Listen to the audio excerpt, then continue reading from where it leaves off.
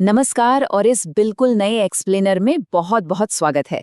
आज हम English grammar के सबसे बड़े और सच कहूं तो सबसे ज्यादा परेशान करने वाले कंफ्यूजन को हमेशा के लिए दूर करने वाले हैं। बात हो रही है पर्सनल प्रोनाउंस की। अक्सर आई, मी और माइन के बीच जो अजीब सी उलझन होती है ना, आज नियमों को रटने के बजाय इस स्रोत सामग्री के आधार पर उसकी गहराई में उतरा जाएगा और ये गुत्थी हमेशा के लिए सुलझाई जाएगी। तो चलिए फटाक से देखते हैं कि आज का हमारा प्लान क्या है। सबसे पहले प्रोनाउन के उस बड़े भ्रम को समझेंगे, फिर उसकी बेसिक परिभाषा पर बात होगी, उसके बाद आएगी एक बेहद खास गोल्डन वन लाइन ट्रिक, फिर देखेंगे पूरा फैमिली चार्ट और आखिर में एक क्विक टेस्ट भी होगा। तो बस शुरू करते हैं।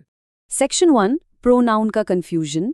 आखिर क्यों इतने सारे लोग, यहाँ तक कि अच्छे खासे इंग्लिश बोलने वाले भी, इन छोटे छोटे बुनियादी शब्दों का इस्तेमाल करते समय अटक जाते हैं? यकीन मानिए, पूरे 90% लोग, जी हाँ 90% लोग इन बेसिक प्रोनाउंस का इस्तेमाल करते वक्त गलती कर बैठते हैं।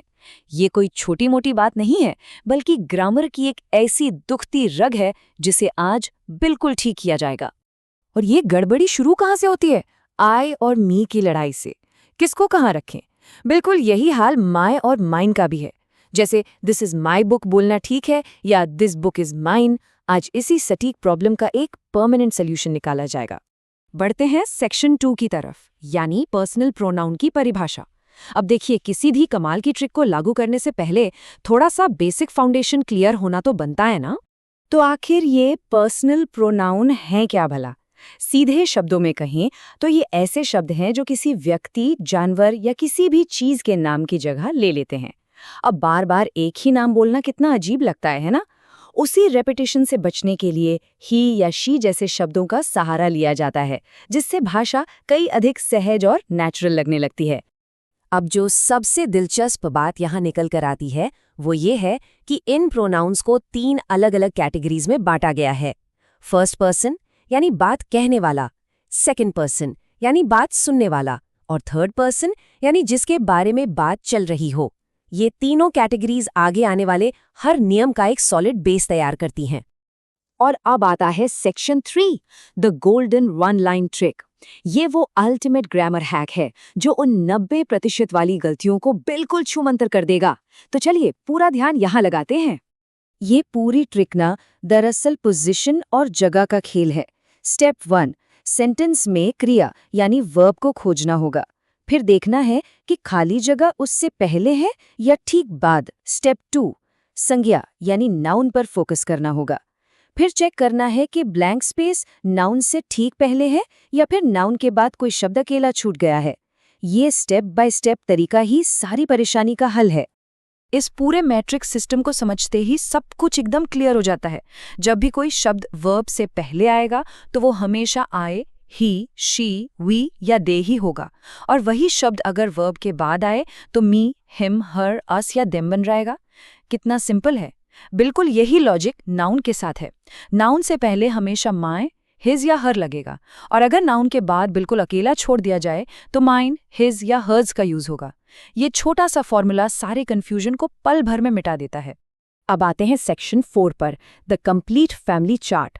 अब वक्त है ये देखने का कि ये ट्रिक प्रोनाउन के बाकी परिवारों पर कैसे काम करती है। तो अब थर्ड पर्सन प्रोनाउंस का पूरा परिवार देखते हैं, जैसे ही, शी, इट। और सच बताऊं तो एसएससी सीजीएल जैसी कॉम्पिटिटिव एग्जाम्स के लिए ये चार्ट एक बहुत ही जरूरी रेफरेंस है। ही कब सब्जेक्ट बनता है, हिम कब ऑब्जेक्ट बन जाता है, और हिज कैसे ओनरशिप दिखाता है, इसको समझना परीक्षा क्लियर करने के लिए एक बड़े हथियार की तरह काम करता है। और अब आखिरी section, quick test and next steps. अब तक जो भी नॉलेज जमा की गई है उसको असल में अप्लाई करके देखने का समय आ गया है। चलिए एसएससी के पिछले साल के एक असली सवाल पर इस गोल्डन वन लाइन ट्रिक को लगाकर देखते हैं।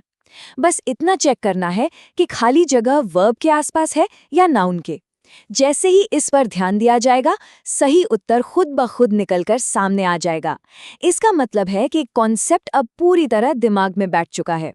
वैसे एक जरूरी जानकारी, ये सारे कमाल के कॉन्सेप्ट्स ज्ञान केंद्र मेजा नामक स्रोत से लिए गए हैं, और इस स्रोत के अनुसार जो लोग कमेंट करते हैं उन्हें डायरेक्ट मैसेज के जरिए 50 एग्जाम्पल्स वाला एक फ्री पीडीएफ चार्ट भी दिया जाता है। तो जो भी इंग्लिश ग्रामर को आसान बनाना चाहते हैं वो इस स्रोत के साथ जुड़ सकते हैं। और हाँ, इस स्रोत का अगला टॉपिक और भी मजेदार है। बात होगी रिफ्लेक्सिव प्रोनाउंस की, यानी माई सेल्फ का बिल्कुल सही यूज। जरा सोचा जाए, जब कोई कहता है माई सेल्फ राहुल, तो क्या वो ग्रामेटिकल तौर पर सही होता है? ये एक ऐसा सवाल है जो सच में सोचने पर मजबूर कर देता है। तो खैर, ज्ञान की ये जर्नी यहीं रुकने वाली नहीं है। इस डीप एक्सप्लेनर को देखने और इस चर्चा का हिस्सा बनने के लिए बहुत बहुत शुक्रिया।